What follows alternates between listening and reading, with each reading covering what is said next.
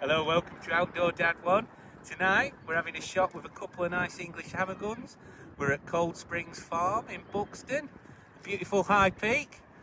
So we're going to go and get out the WW Greener and the Midland, and we're going to have a few shots.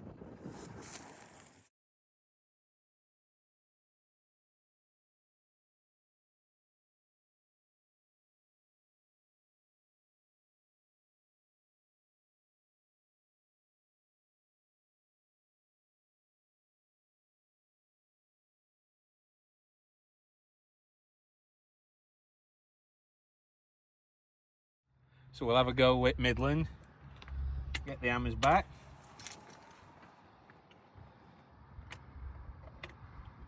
We'll get someone on the button and we'll see if we can hit a few. Pull! Pull! Nothing wrong with that, is there, for an air gun? So we see if we can do it again. She's only light, she's got a bit to kick. So my dad always said a good hammer gun, if you have both hammers back and you want to be safe, you can always break it. And then if something gets up, you can slap it shut. Pull!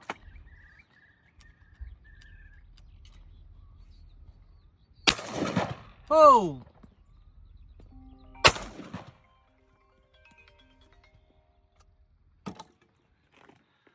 Can't beat it. Right, let's get the other one out. Pull! Pull! So we'll have a shot with the Greener now. A high spec gun. Nice scroll back hammers. Bars in the action. Full choke in both barrels, so we'll see what we can do. Pull!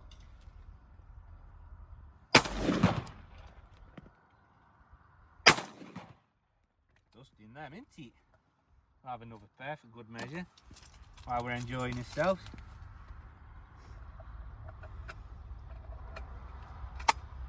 Make the most of this lovely ground we're at. Pull!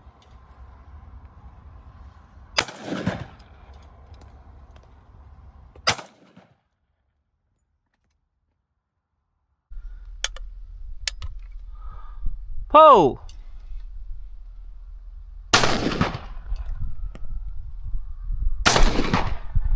Dusting them, isn't it?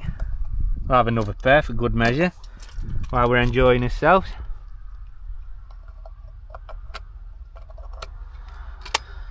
Make the most of this lovely ground we're at. Pull!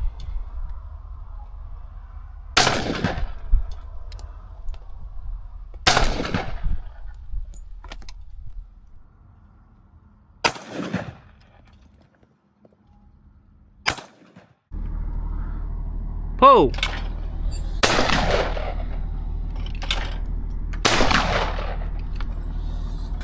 You know, I don't think I've missed with this yet. Maybe I should shoot this on a Sunday. Pull!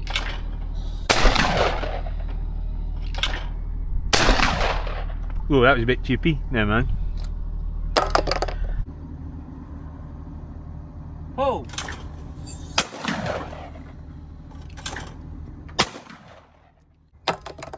She's a grand thing. Love these guns. Couple with a Greener. A real joy to shoot. Piece of history, really. A bit of heritage. Yeah, nice thing.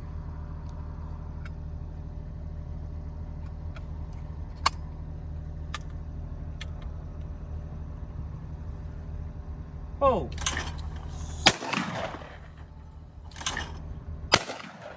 In the middle.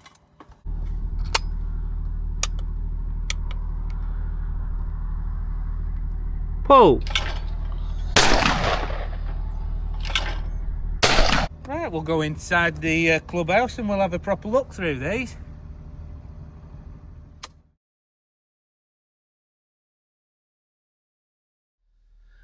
Hi everyone, so change of venue. Tonight we're at Coldsprings Farm Gun Club. We're in their clubhouse. They've got a new one being constructed, so soon we'll be in that one. That's very interesting and exciting. If you could like and subscribe, that'd be much appreciated.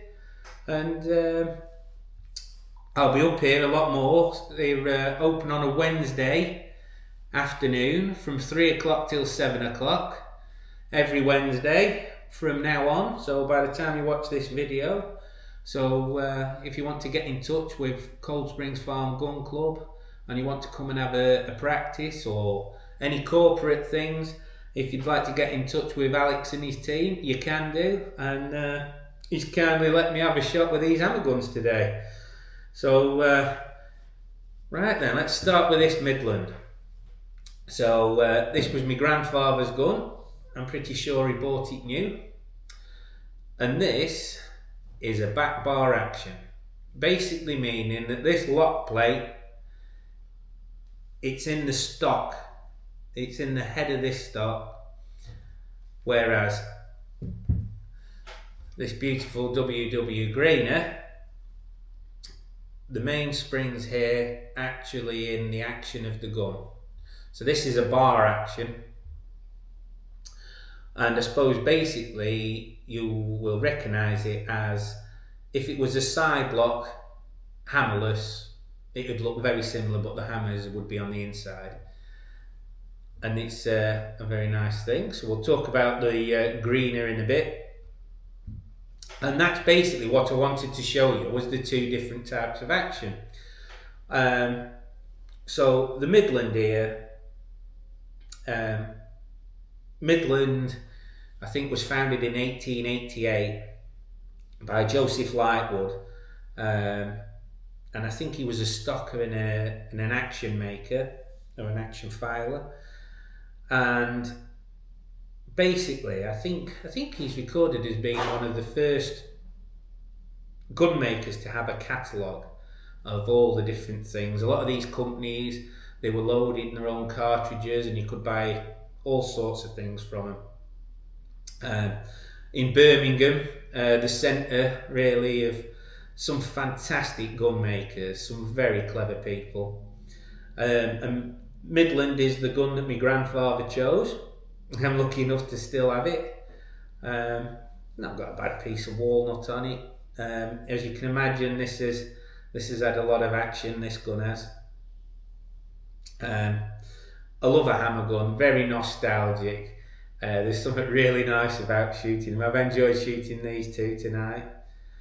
You know, 2.5-inch chambers, ounce loads. Most of your normal clay cartridges are 28 grams is where you want to be. And yeah, I've enjoyed having a couple of simple targets. Here there's a lot of targets we can try. I've just shot a couple of simple ones today. And yeah, what can we say about it? Well, shall we start from the back, I suppose? So we've got, I'm going to say, a type of horn heel plate here. It's got some little cuts in it to give it a bit of grip. Some really nice screws with a little bit of engraving on the screws. This very old, I think it's an oil finish. It's not a bad piece of wood, really. I mean, I have often thought about getting this gun restored. It's basically exactly how my granddad bought it. We've got some flat point checkering, and then it comes up, and basically the lock plate here has got some very rudimentary sort of borders around it. The screws are engraved. There's a little cross hatching on the tops of the hammers there, so you don't slip and drop. As you can see, we've got rebounding locks. So basically the hammers aren't sitting on the firing pins. An important safety feature. An intercepting sears. So a sear basically stops it. So the only time the hammer can go down onto the firing pin the trigger has to be pulled, and it actually, the sear engages there, and I can't force that pin into the back of the cartridge. But if I pull the trigger, that'll go flat and push the pin down. Cheaper guns, and basically the English makers, any foreign gun coming into the country, they had to say made in Belgium. They had to describe basically that they were a gun from a different country. So when you've got a hammer gun, really the sears that intercept and make it so you have to have the trigger in. It's an important safety feature. Rebounding locks is a good thing, and something my father always said to me was, when you're walking around game shooting, rough shooting, upland hunting, you want the gun broken or the hammers down. But if something gets up, if you can imagine, you've then got to cock both hammers. And my father would always say, a good hammer gun, you could push the top lever open and the gun would open. Now on some guns, and I think the Greener is one of them, if the hammers are back, you can't open the gun. Whereas this Midland, the hammers are back, the gun's open. You're walking along, a pheasant gets up, rather than cocking two hammers, snap it closed, and away you go. Lovely. And I really enjoy shooting these. This particular gun, so we've got quite a nice top lever. We've got these hammers. Now, I actually prefer the scroll-backed hammers like the Greener hammers, but the shape, if ever you get a chance to have a look at a hammer gun and really sort of take it in and look at the craftsmanship to make a hammer. I think Purdy in the 90s decided they were going to make a hammer gun, and I know that it was quite a big job for them to make the hammers. I think there's some of the Italian firms, Pedinsoli I think it is, and some of the others, when they make a hammer gun, I don't think they're as refined as the English ones. They have almost like a scallop, like a seashell shaped fence, and they're not as pretty as these lovely English guns, but that's my personal thought. Obviously there'll be other people that have a different view. So this gun has got a very flat rib. It's not a completely sunken rib, it's not far off. I still shoot it okay. It's quite an interesting sight picture. You can see the hammers laid back when you're shooting it. You can see both barrels. I think the live pigeon hammer guns, they're the ones to have. They had the raised file cut rib, they had larger chambers and a heavier gun. This gun is £6, 6 ounces. It's choked 1/4 and 3/4, 30-inch barrels. And this one. So we've got 30-inch barrels, and she's a bit barrel heavy on the hinge pin. I see a lot of videos, and I'm not entirely sure people know where the hinge pin is on some guns. But anyway, I do. It's there. So we've got no file cutting on the rib. We've got Midland Gun Co., Birmingham and London stamped in the top of the rib. Nothing fancy. There's a little bit of engraving on the top. We've got a very rudimentary, just a click on forend. Believe it or not, we've got quite a bit of colour case hardening still left there. So my grandfather must have looked after it a little bit. Now then, talking about where does your money go? So this gun has only got one bite.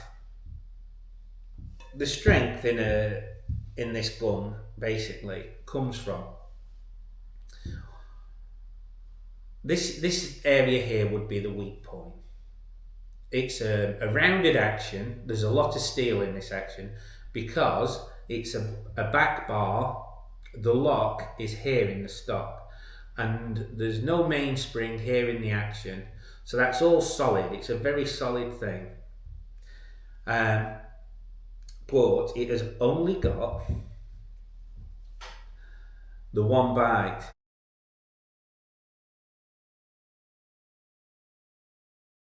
So we've got the hinge at the front, and this is where we're locking up, and that one lock is basically what's locking this gun together. So Midland Gun Company, they had so many names. I think their top hammer gun was called the Demon hammer gun. They did the Gamekeeper, they did the Farmer. I would think that this is a Farmer. This is one of their lower end guns. But this would have, I don't know what it would have been, £5. Probably in between the wars when my granddad bought it. Yeah, and you know they were a dear thing, and you know it was the gentry really that had the very fine guns. But yeah, so obviously she's a non-ejector. We've got this one lump on the barrel. We've got his proof marks, nitro proofed, 12 gauge. Yeah. Let's have a look at the action. So like I say, hammers, they're very nice. It's a very...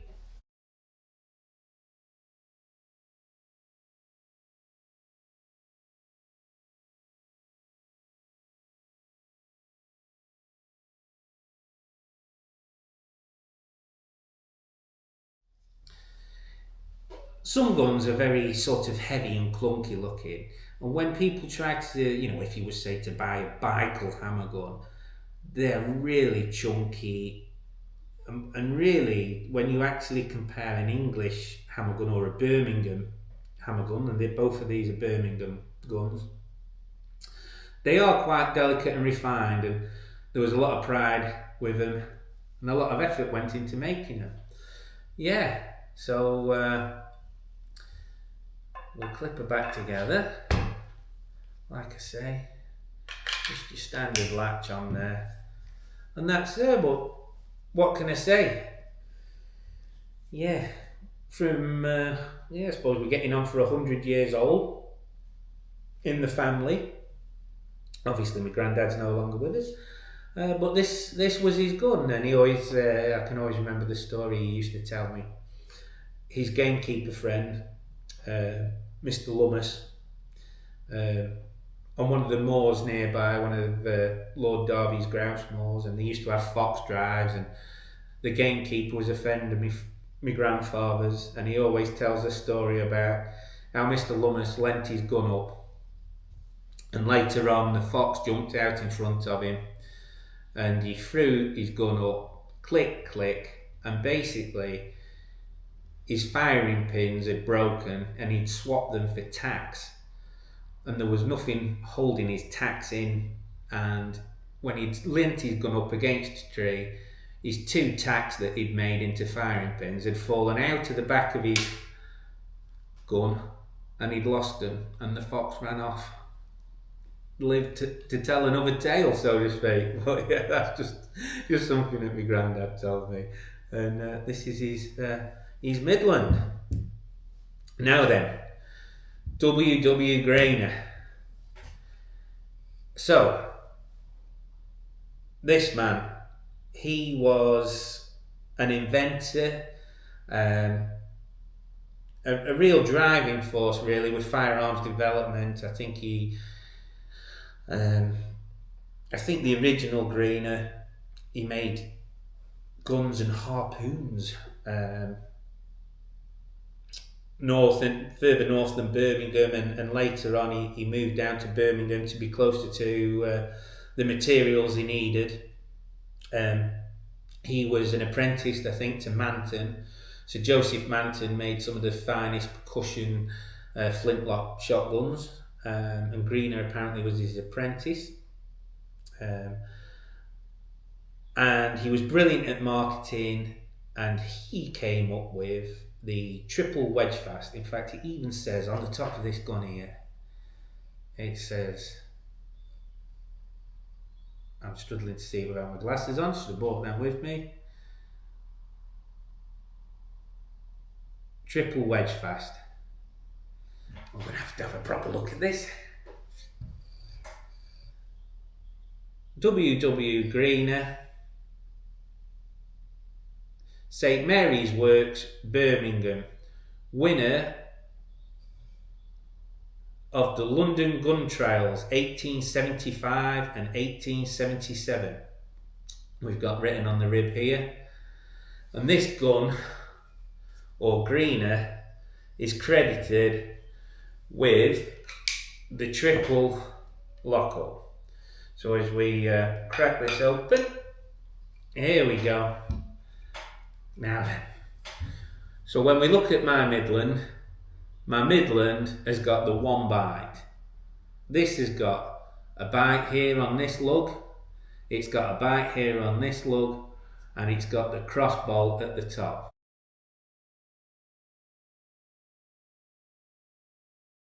Three, making it pound for pound the strongest action design basically of its type, and this is what Greener was famous for.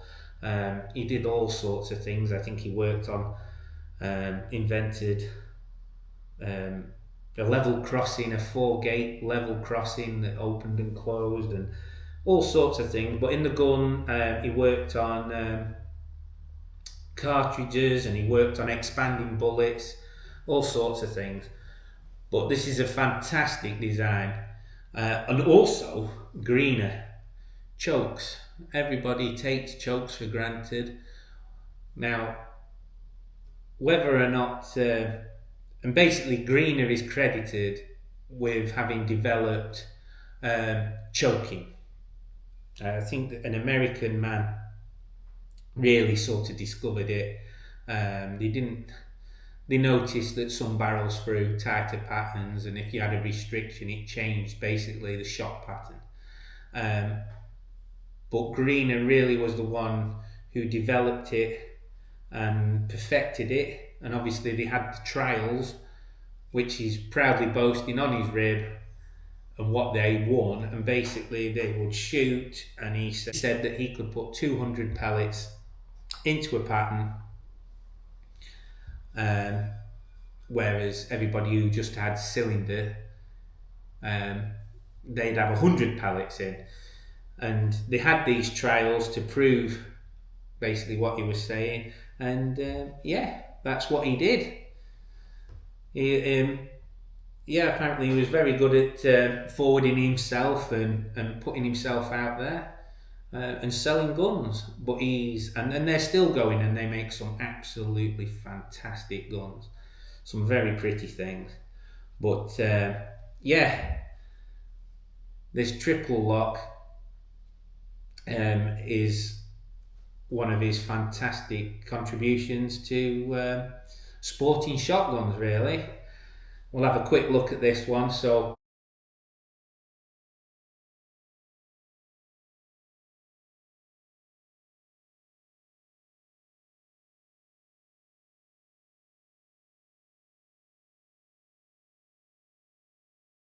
this one's been refurbished, restocked, for the owner has kindly lent it me. Just look at these scroll back hammers. I'll get some close-ups of these.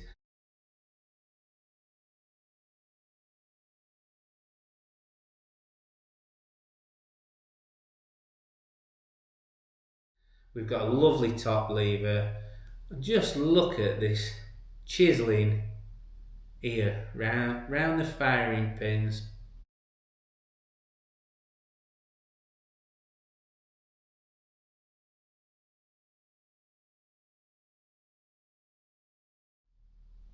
Absolutely gorgeous. Back in the day, they'd have served a purpose. They'd have kept the water away from your percussion cap, or your powder pan, basically, where your flint would come down, you get your spark into your pan, and you didn't want water all running down there. But now, not as important, but when you look at some of the foreign guns and the Italian hammer guns and these English guns, absolutely gorgeous, gorgeous work round there. So we've got a very good strong piece of wood. We've got these beautiful locks, and I must admit personally I do prefer the bar action as opposed to the back. The back bar action was still popular on double rifles because basically you could still get this type of lock with the triple bite, and on double rifles and stuff some people still prefer to have this lock here rather than in the steel. And it's just one of them things, as people get more into trusting the more modern way and Greener pushing it forwards, yeah, people got used to this and it became the norm. And then the next thing was, were hammer guns, and or should I say were hammerless guns safe, and you couldn't see whether or not they were cocked, and there's all these things as time progresses. But absolutely gorgeous locks, gorgeous hammers, gorgeous top lever, a little bit more engraving and embellishment as you can see, a bit more in the design. Now then, here we go, something interesting. So this gun's got 26-inch barrels. Not only that, it's been sleeved, and it's a very nice sleeving job. Very hard to see, you can just about make out where it's been. And it's been sleeved to full choke in both barrels at 26 inches. Now, some people, they don't like sleeved guns, but this hammer gun, with that extra meat in the sleeve barrel, so a more modern tube, although very short, we're just going to give it a bit of a balance. And there we are on the hinge pin. Look at that. Absolutely stunning. That's a 26-inch gun. And it shoots quite nice. So yeah, there you go. So that's the Greener. I'll take some pictures of it. It shot lovely. I really like shooting these guns. Absolute joy. I really find all the paintings, all the different designs, really interesting. You know, WW Greener, if you'd like to look into it, really interesting, really driving force, really driving the sporting gun forwards, an important person. Yeah, it's not all about London. Birmingham, yeah, they had some fantastic gun makers. Wesley Richards. And Greener, you know, he really put himself out there. Like I say, I'll put some close-ups of these lovely hammers in and this lovely action. And yeah, thank you for joining me. I hope you've enjoyed seeing these hammer guns and seeing me put a few rounds through them here at Coldsprings Farm Gun Club. And like I say, if you're in the Peak District or the Buxton area and you fancy a bit of Wednesday night practice, get in touch with them. They'll be on Facebook and on the internet. Yeah, give them a shout and come up here, and it's a lovely ground, and try it yourself. And I'll fetch you some more guns and we'll do some more reviews and we'll shoot some more at this lovely ground. And yeah, don't forget to like and subscribe. Thank you for joining me this evening. We'll see you again soon.